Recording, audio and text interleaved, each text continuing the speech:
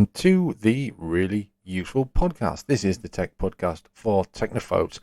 Now, this week we're doing something a little bit different.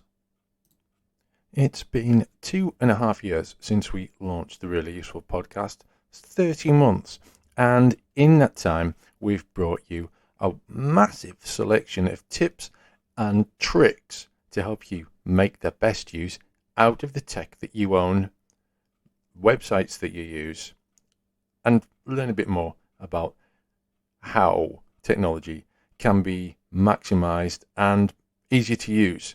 So rather than wasting time struggling to get to grips with something, you tune into us, we give you what you need to know, and off you go without wasting half your life trying to work out how to do things. So to celebrate that, I've selected 5 of our best tips from our top-rated podcast episodes over the past 30 months. So, coming up in this week's Really Useful Podcast, we're going to be looking at the best keyboard shortcuts you're not using, the best classic PC games you could be playing, Skype, Office alternatives for Mac OS, and what is a Raspberry Pi? Joining me for these clips are my Really Useful Podcast colleagues, Ben Stegner, Gavin Phillips, James Frew, and Ian Buckley. To get this week's best of the Really Useful Podcast kickstarted, I'm going to be talking to Ben Stegner about the best keyboard shortcuts you're not using. Yeah, and you've compiled a list, haven't you, Ben, of various unfortunate keyboard shortcuts. Yeah. So there's probably more than this, but I compiled 10 really popular ones.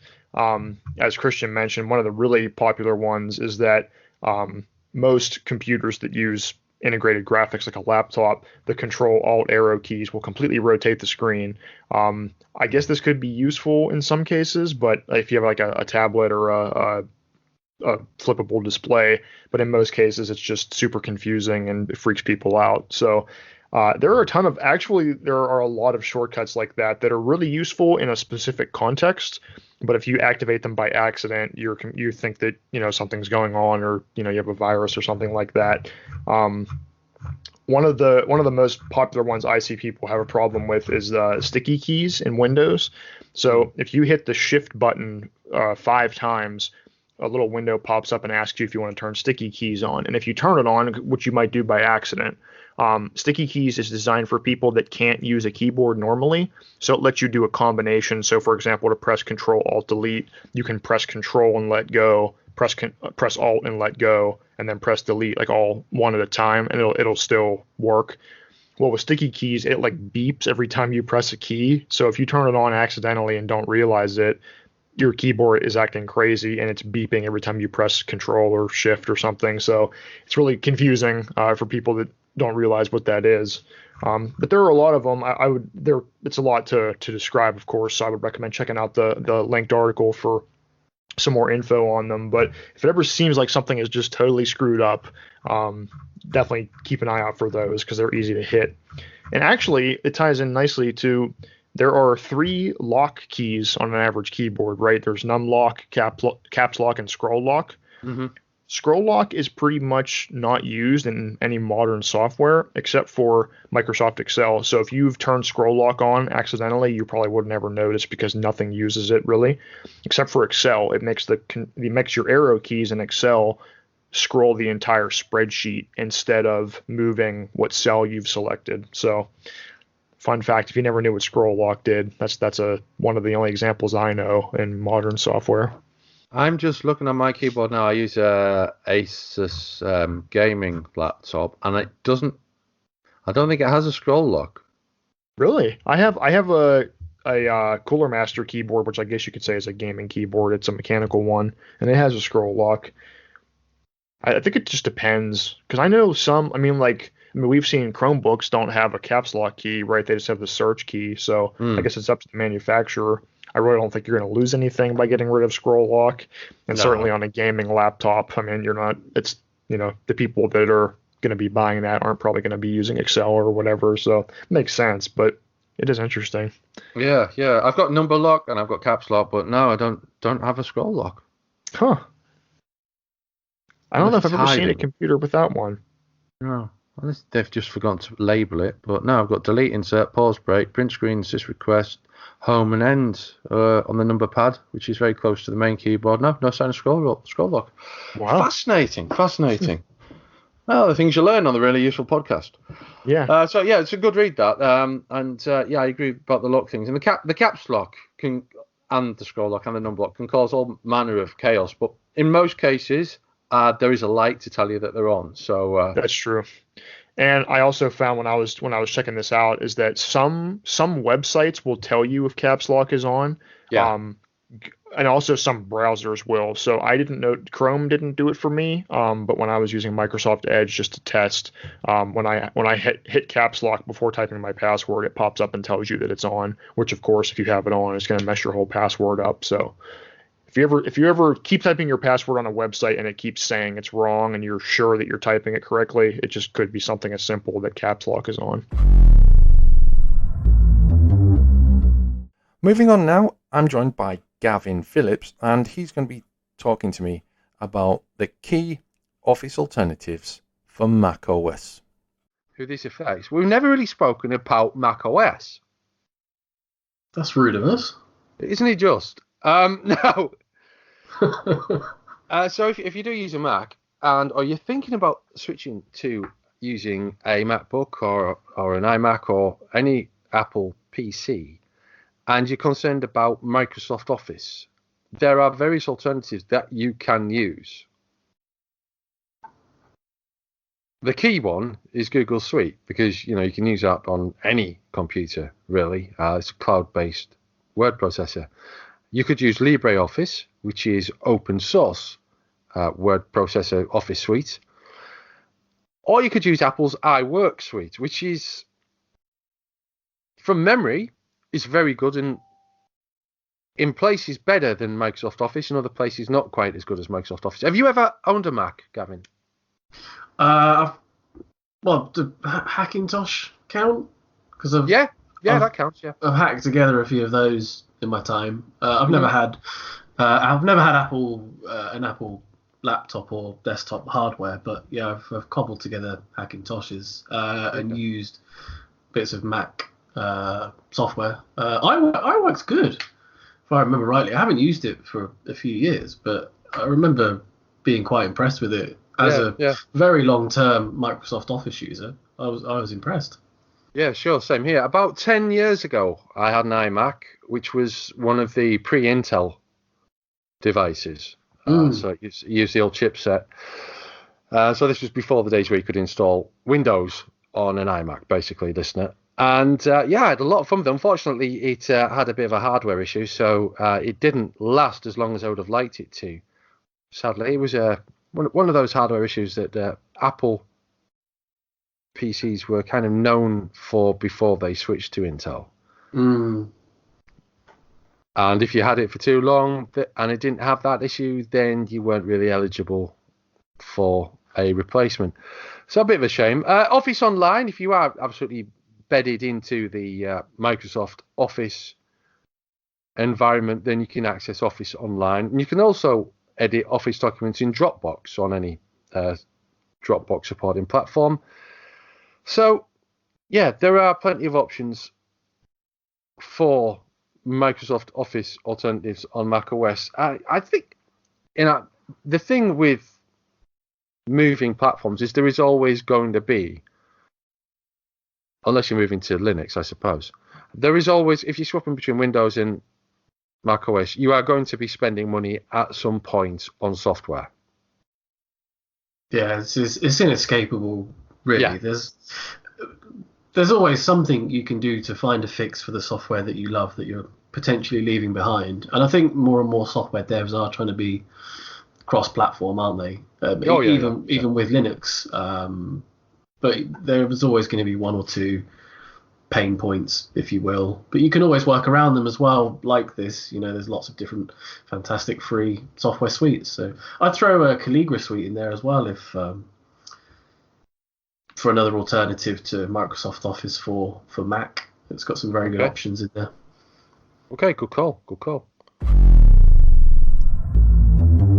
Big thanks to Gavin Phillips there. And we're going to move on to the next topic in this week's really useful podcast, Best of Special.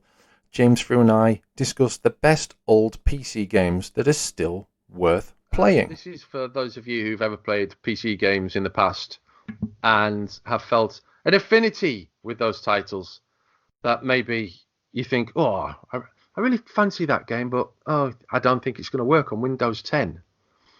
It was actually one of the really useful podcast hosts, Gavin Phillips, who's compiled a list of 10 old PC games that are still worth playing and can still be played today. There's some good titles in there. Theme Hospital, Baldur's Gate 2, OpenTTD, which is the open source port of Transport Tycoon Deluxe from, is that a 90s game, Deluxe? I have absolutely no idea. To be honest, I've never really been a big gamer, so a lot of these are lost to me. Okay, yeah. There's Fallout 2, there's Half-Life, which is, it's in its own world, is kind of legendary. There's Thief, which is a game which I've spent a lot of time playing back in the day. It's kind of a sneaking around game. There's StarCraft, there's Quake, which is one of the legendary first-person shooters, multiplayer games of all time. Grim Fandango, System Shock 2. These are all great games, and they're all available on Steam or goodoldgames.com, or they've been open sourced and they're actually free. Which is quite impressive, really. It is, isn't it? It gives games an extra lifespan way after, their profitable phase has ended. Because I was actually in this category of like looking back at old games that I love to play. So I've always loved Crash Bandicoot, the original PlayStation series. Yeah. And I was actually playing those, like the old games. Like I downloaded some of them from the PlayStation Store. I still had a PS3 that was compatible with discs, the old discs. So I'd play the old games. So when they announced the remasters a couple of years ago, I was like, I am totally on that. And I spent another like $40 or whatever it was.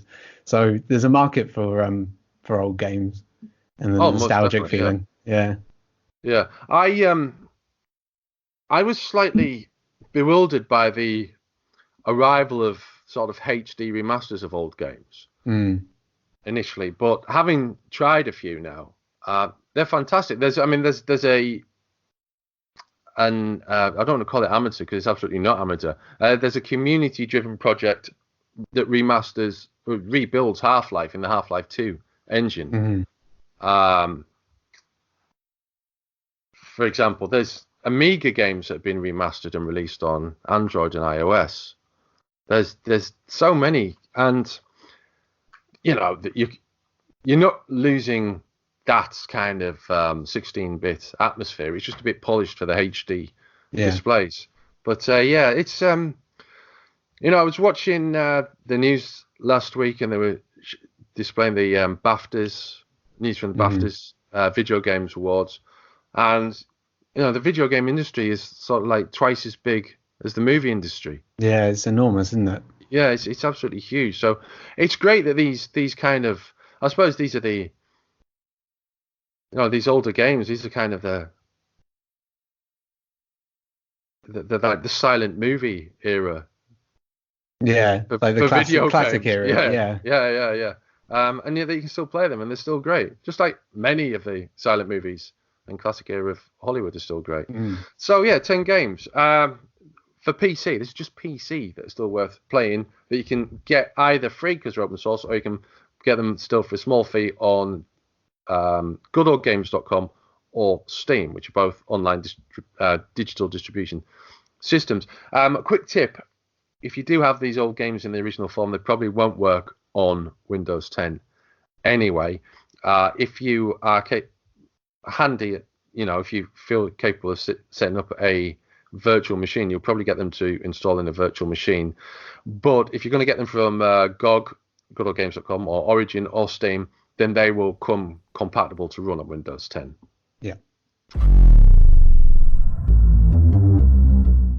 And we'll take a moment from our usual podcast proceedings to just remind you that the Really Useful Podcast can be found pretty much anywhere you find podcasts. So we're on Apple Podcasts, we're on Spotify, we're on Google Podcasts. We're hosted at transistor.fm, so you can find us there as well. We're also on YouTube. and, of course, on makeuseof.com. Now, however you subscribe to the Really Useful Podcast and listen to us, it would be amazing if you could take a moment to leave us a review on Apple Podcasts. That will help us to find new listeners and take our podcast to ever greater heights. You'll find the link to our Apple Podcast page in the show notes. Thanks a lot.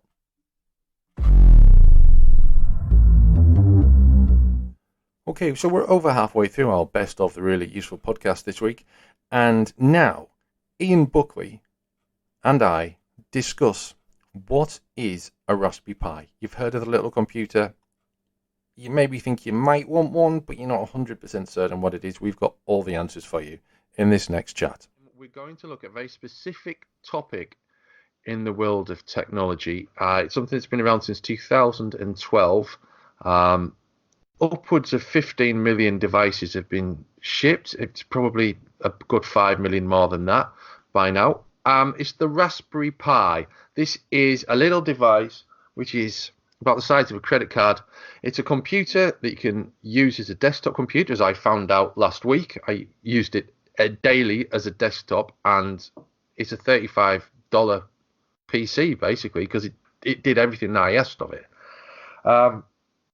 It can be used for hobbyist purposes. It can be used to develop your own low-budget space program. You can even use Raspberry Pi as a media center or for playing retro games. And the possibilities with this tiny computer are endless, and it's so cheap. It's really relatively simple to set up. But both Ian and myself have spent a lot of time with the Raspberry Pi, haven't we, Ian? Yeah, we have. Yeah, and the beauty of it is we're both people that use the Raspberry Pi a lot. We've both written a lot about it, but there's a lot of, it's such an extensible little board that there's a lot of things that I would probably actually go to Christian to ask about, because I don't really know so much about, like, to do with media centers and all that. And I'm sure there's a handful of things when it comes to the DIY side of it you'd probably come to me about, because I'm Certainly more likely to be seen with a soldering iron in my hand than most other things. They're amazing little things. It was kind of odd, really. When I first heard about them, my initial reaction was probably like other people's, just kind of like, well, what's the point in that? It's cool to have a tiny computer. And then, I got one and I fell in love immediately. I've got about 6 now. Yeah, I've collected a few over the years myself. And I think the most amazing thing about it is that, it's $35, but there's also, that's just the standard version. There's actually a cheaper version, the Raspberry Pi Zero. The $35 is the standard B board, which is the size of a credit card. The Raspberry Pi Zero, when it was first released, was available for I think it was about £10 in the UK. It came free on the front cover of a magazine. Called Magpie, which is published by the Raspberry Pi guys. The Raspberry Pi Zero itself, I'm just going to double check what the current price is, because it's half the size.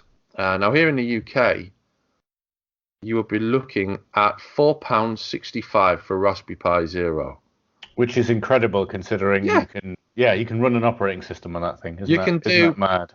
Yeah, you can do most of the things you can do on a standard Raspberry Pi with that, which is absolutely crazy. Yeah. Now, one of the main driving forces for the Raspberry Pi's development was to create an educational device. Now,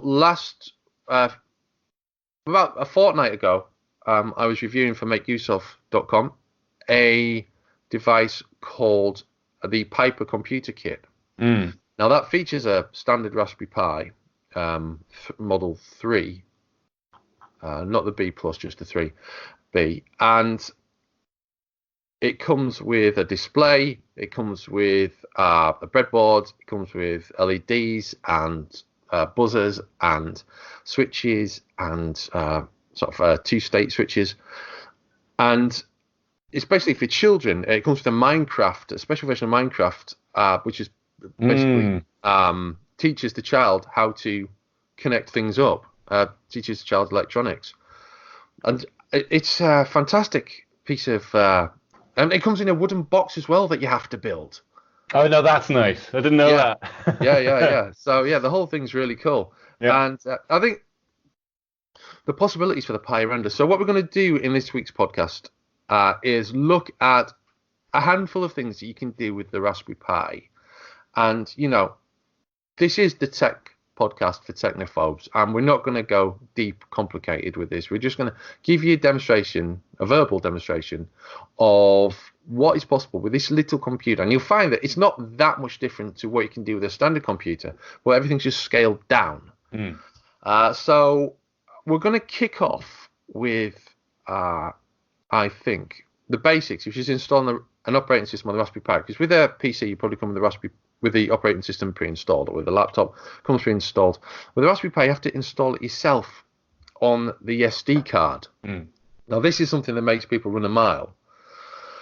Fortunately, there's a really easy way to do this, which is with a tool called Etcher, which you can get from etcher.io. And as ever, with the Really Useful podcast, all the information that you need will be found in the show notes. Now, etcher.io is basically you download the operating system, you connect your SD card to your computer via card reader, you launch etcher.io, and everything else is self-explanatory. You select the operating system that you've downloaded from the raspberrypi.org website, and then you burn it to the SD card. It is that simple. Yeah, Etcher is lovely in that it does. It kind of fits nicely with the tone of this podcast in general, because there are lots of pieces of software that can do exactly what Etcher does, but Etcher is very simple. If I remember correctly, it has 3 buttons. 1 is enter operating system, and 2 is choose drive, and 3 is go. And so really the only way that you could muck it up is if you chose the wrong drive to put your operating system on, and that's something that they if I remember again correctly, they say, are you absolutely sure this is the right drive? Check the size, all this kind of stuff. It's the other thing I noticed, and I think this is kind of an odd thing, but I used to have to put operating systems on the Pi quite frequently, because I'd usually start with a fresh one when I made a tutorial. And when I started using Etcher, I also bought a dedicated little SD card reader, USB 3, that would attach to my computer. And the speed that you can put an operating system onto a card with one of those is phenomenal. I've been using a really old one for a while. And that's sort of a slight tip, which is those USB 3 SD card readers that you can get for just a few dollars. They really make a difference if you've been using an old piece of hardware or something. Good tip. Yep. So yeah, and it's basically you're probably going to have the Raspberry Pi set up in a few minutes. Now you'll probably need a keyboard to use with it and a display. There are other things that you can do. You can connect to it remotely, and that's more of an advanced thing. I mean, I'm working on an article, an update to an older article on how to use a Raspberry Pi as a web server. Indeed. Again, credit card size computer, low power, can be used as a web server. Yes, and it costs $35. It's amazing, isn't it? It is amazing. It's still amazing. 7 years on. Now, you'll probably find that there's a lot of articles on makeuseof.com about the Raspberry Pi. I have written over 100. Yeah, I don't think I'm quite up there yet, but I've certainly written a good handful. I was just having a kind of sift through before we did before we started the recording. And I think out of all of my tutorial articles, about a good half of them are Pi, and the other half obviously are Arduino. Yeah. And I don't feel like I've scratched the surface. There's so much more I could write about. Same here. Yeah, totally. So we're going to have a look at some things that have been published recently about the Raspberry Pi at makeuseof.com. And the first one is we'll go with that one. It demonstrates how you can record and stream live TV with this tiny computer. Yes. Now you will need a external additional device connected to it. It is a tuner for receiving signals over the air. It's what's called a hat, and it sits atop the Raspberry Pi's GPIO and can be attached to the Pi. And then you connect your usual TV aerial to that. And then there's software called TV Head End, which you can use with the tuner to watch TV on the Pi. Now, the fact that has expansions is cool enough, and there's so many different types of hats for the Raspberry Pi. But the fact you can actually use it for TV. Yeah. That's kind of amazing, isn't it? Yeah.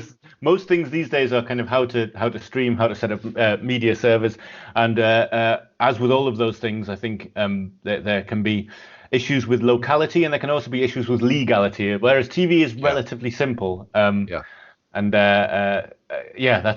it's a really nice little thing, the hat itself, because it means also that technically anything that uses that kind of aerial can be used. So even your old video player, if you wanted to record digitize your old videos, you could use this exact same piece of kit. Yeah. Which is a nice kind of side effect to doing it. It's a great thing. And just to clarify, the GPIO that I referred to earlier, that's a collection of pins along the side of the Raspberry Pi. And various things can connect to it. You can connect anything to that, really. Any device you can run with Linux, you can probably connect to that. And it can also be used, as I mentioned earlier, the Piper computer kit. The GPIO pins are used for the buzzers and connecting to the breadboard, creating basic circuits.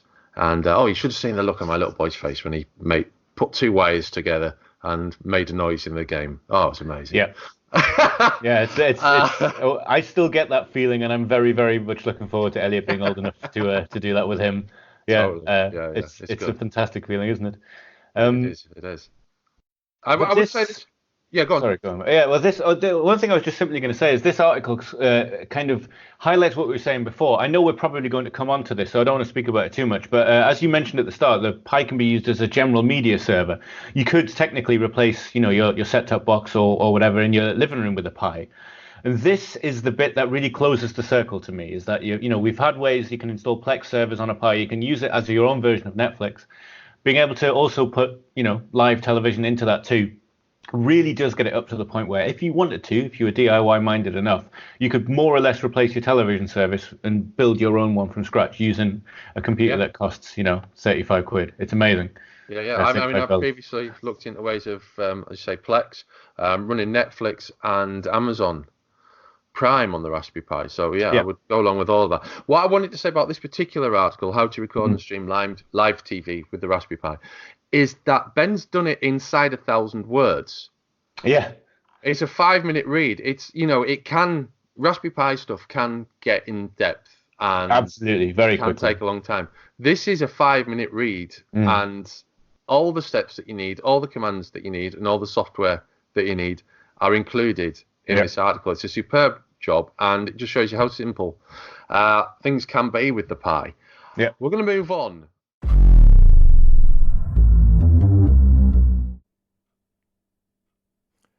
Thanks to Ian Buckley for joining me and talking about the Raspberry Pi. And we will move on to our final best of the Really Useful Podcast chat this week, in which Ben Stegner and myself discuss Skype. Here's a little fact for you, dear listener. When we record the Really Useful Podcast, in pretty much every case, apart from the shows that I've largely hosted myself, the show has been recorded over Skype. It's then edited in Audacity, but the show is conducted over Skype. We use the built-in Skype recorder. Occasionally, we use secondary recording tools at the same time. And we do it all on Skype. Sometimes Skype isn't working, whether you're working from home or you just like to chat with people or chatting is your business. Skype not working can lead to quite a few problems. So what can we do, Ben, when Skype isn't working? Yeah, so in light of everything with people working from home, I looked at some of the tips to kind of walk through when Skype isn't working too well. One of the first things that I always recommend is checking the Skype heartbeat page. If you didn't know, just in general, most services, most companies, when they provide online services, they keep a page where you can check the status of what's going on. So if you ever have a problem with anything, YouTube, Apple, anything like that, you can probably find a status page that will tell you if there's a known issue. So that's a great first thing to check. So if there's some global problem, that's not just you. Mm-hmm. After that, the best place to go is to visit Skype's audio and video settings. So if you're using the desktop Windows 10 version of Skype, the app version, if you click on the 3 dots at the top left and choose settings, that's where you'll find all of Skype's options. And then audio and video is where you'll find all the tools to change your input and output options. Usually when Skype isn't, you can't hear yourself, the other person can't see you, any problem like that, it's good to go in there and make sure that you have the right webcam selected and that your mic's not muted and all that, because if you have a lot of different devices attached to your computer, a lot of the time that can kind of get screwed up and it's not using the right device by default, and things like that. And then I also looked in the article about troubleshooting your audio hardware. So you might have a bad cable on your headphones or something like that. So that's good to review. And there's also Windows settings to review. So maybe Windows isn't detecting your microphone correctly, or you have it turned down really low or something like that. But a lot of the time, a Skype problem is usually related to misaligned setting. So looking through those and knowing what to look for there is the most important. And of course, there's more tips in the article, but that's a quick summary. Yeah, good tips. I didn't know about Skype Heartbeat, so that's really cool to see. You know about the test call feature too, right? That's another important one. Yeah, I use that almost weekly. Yeah, that lets you, if you haven't heard of it, listeners, that lets you call a test service that plays a few sentences, so you can make sure that your headphones are working correctly, and then it asks you to say a sentence, and then it'll play it back to you, so that way you know that your mic is working. So that's just a quick way to test that everything's okay without having to call a friend and run through that. So anyone can call that test service on Skype easily. So that's it. Yes, it has been a slightly different, really useful podcast, but we've got 30 months worth of tips and tricks to bring to you. Some shows have been more popular than others. So, we thought maybe it's best to revive interest in a few of those great tips and tricks and to give you the chance to revisit them.